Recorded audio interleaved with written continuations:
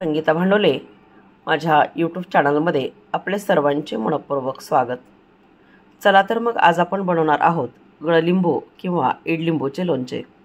Kidney stone किंवा मुतखड्यावर अत्यंत गुणकारी असं हे गळलिंबू। गळलिंबूच्या सेवनाने असं म्हणतात की कितीही मोठा किडनी स्टोन असला तरी तो विरघळण्याची शक्यता असते, म्हणून गळलिंबूचा रस किडनी स्टोनवर अत्यंत गुणकारी आहे।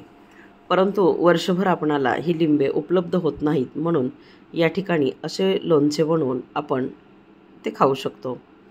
तर या ठिकाणी साधारणतः 2 लहान आकाराचे गळलिंबू मी या ठिकाणी घेतलेले आहेत। गळलिंबू साधारण अर्धा किलोचे एक असं देखील असू शकतं, परंतु हे आमच्याच परसबागेतील असल्यामुळे अतिशय छोटी लिंब सुरुवातीला आलेली आहेत। तर ही लिंब छान अशी धुवून घ्यायची आहेत, धुवून आणि पुसून घ्यायची आहेत।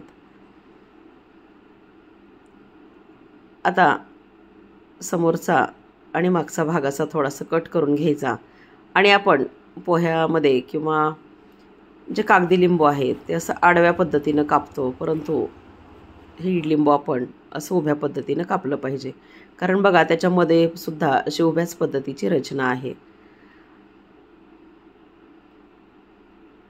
यातील बिया आपण काढून घ्यायच्या आहेत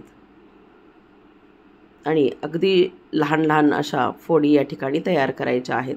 कागदी लिंबाचं लोणचं करत असताना आपण साधारण 8 किंवा 16 अशा लिंबाच्या फोडी करतो, परंतु हे अगदी लहान लहान फोडी करून घ्यायच्या आहेत, कारण कागदी लिंबाचं आवरण हे पातळ असतं आणि लोणचं लगेचच मुरतं, परंतु या लिंबाचं आवरण हे अतिशय राठ असतं। कितीही दिवस ठेवलं तरी ते मुरलं जात नाही, म्हणून फोडी करतानाच थोड्याशा लहान आकाराच्या करायच्या आहेत। यामधील राहिलेल्या बिया देखील आपण काढून घ्यायच्या आहेत।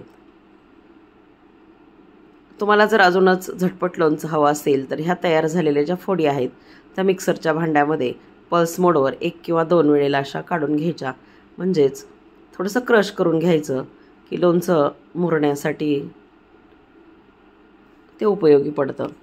आता या ठिकाणी तिखट, मीठ आणि साखर हे अगदी 3च साहित्यामध्ये आपण हे लोणचं तयार करत आहोत।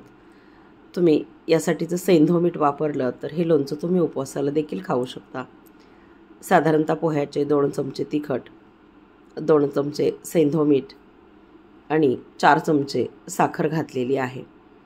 बस एवढंच बेसिक साहित्य आहे आणि तुमच्याकडे जर लहान मुले असतील तर तुम्ही तिखटाचे प्रमाण कमी जास्त करू शकता।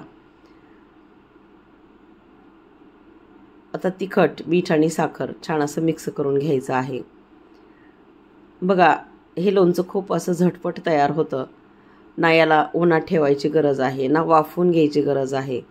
अतिशय छान वर्ष किंवा 2 वर्षसुद्धा हे लोणचं टिकलं जातं आणि आंबट गोड असल्यामुळं चटपटीत असं सर्वांनाच आवडतं।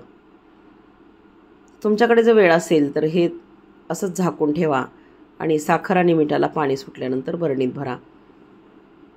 मी लगेचच हे भरणीत भरून घेत आहे। अगदी या भरणीचं निर्जंतुकीकरण करायचं आणि नंतरच त्यामध्ये लोणचं भरायचं आहे। वरून तुम्ही असा पेपर लावून भरणी हवा बंद करा आणि 3 ते 4 दिवस असे 2-3 वेळेला हलवून घ्या। झालं आपलं लोणचं तयार। तुम्ही देखील ही कृती करून पहा। पुन्हा भेटूया अशाच एका नवीन रेसिपीमध्ये। तोपर्यंत बाय बाय। खात रहा, मस्त रहा आणि मजेत रहा। तुम्हाला जर माझा व्हिडिओ आवडला तर नक्की शेअर करायला विसरू नका।